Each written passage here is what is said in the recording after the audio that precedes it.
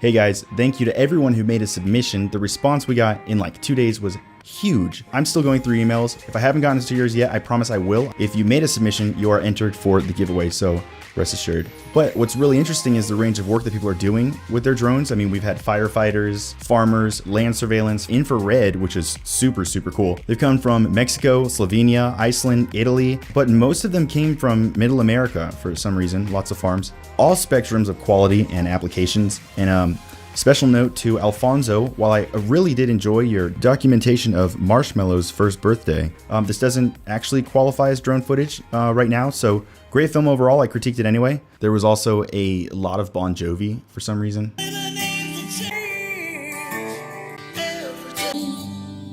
And other classical pieces such as Flesh God Apocalypse.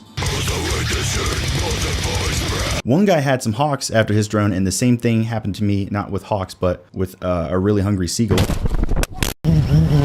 While every submission doesn't exist to be torn apart, there are still some really common issues I've seen in a lot of these videos. They're so simple to fix. A really common one I've seen, even on quality work, is dark footage. You have to be careful while you're filming. You want to make sure that your phone brightness is up.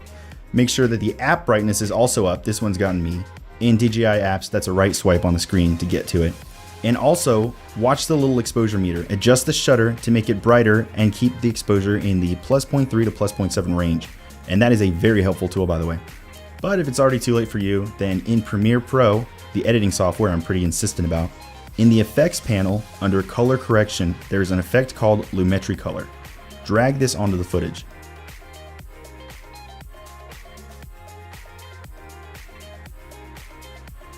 Come up to this little spot that says exposure and add maybe 0.5 to it. You have to be careful that you don't overexpose it.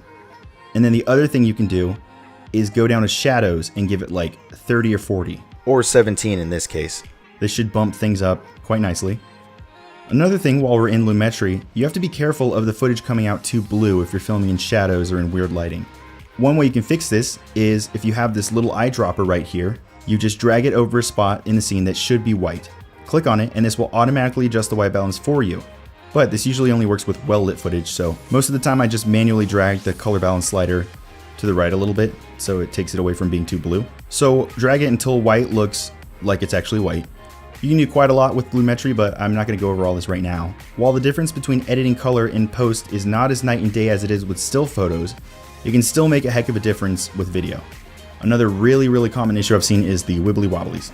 If you have an older drone or you are flying in a tornado, you can fix most small jitters or shakes with the warp stabilizer effect. Cut your footage down to a small area you want to keep.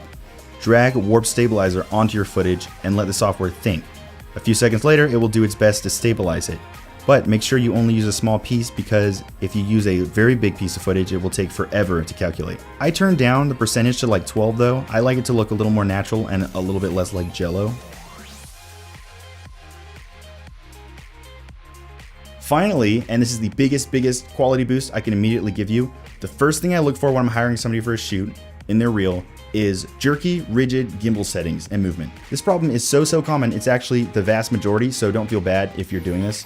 These drones are like shipped with their control settings on go-kart mode or something, so you can see any adjusting, jerking, or mistakes you make behind the controller in big, beautiful Ultra HD. First, in the DJI Go app, click on the top 3 dots up in the top right corner.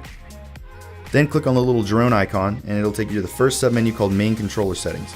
Then go to Sensitivity, keep the attitude at 100, I put the brake at 120 and the yaw limit down to 50.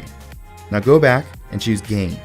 The third setting, yaw, I set to 80%.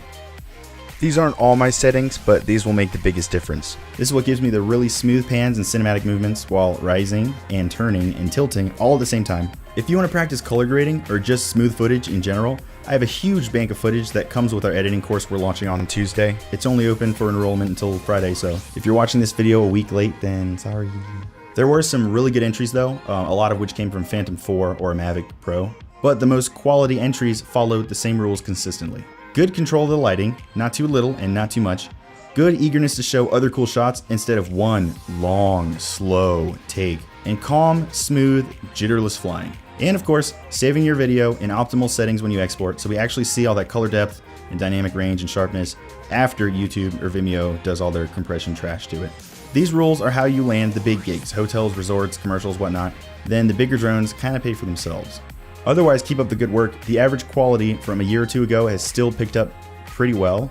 So it's good to see post-production becoming common knowledge amidst our drone boom, so people aren't getting left behind. My name is Alex Harris with Drone Launch Academy. Hopefully I'll talk to you soon if you send me an email. Otherwise, see you guys later.